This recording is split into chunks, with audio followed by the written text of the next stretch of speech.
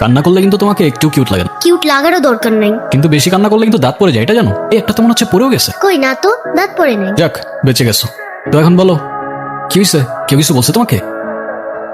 বাংলাতে 3 আর 3 পাইলেই তো 33টা হয়ে যেত। তুই মজা করে না তো। তুমি জানো এক্সামের দিন কি হয়েছে? টিচার আমাকে বকা দিয়েছে, তাই আমি কিছুই লিখি নাই। আচ্ছা, তোমাকে বকা দেওয়ার কারণে তুমি আর লিখোই নাই? না, লিখি নাই। আমি কি কোনো ভুল করছি যে টিচার আমাকে বকা দিবে?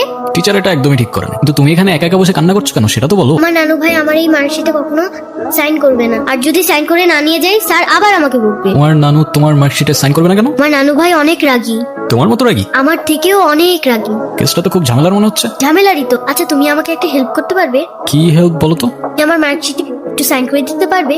এটা কি আমাদের করা ঠিক হবে? চিটিং হয়ে যাবে না? আরে ধুর, তুমি করো তো। সিগনেচার আমি করে দিচ্ছি, কিন্তু ব্যাপারটা কিন্তু সিক্রেট রাখতে হবে। আচ্ছা, সিক্রেট রাখো, যাও। Pinky promise? Pinky promise.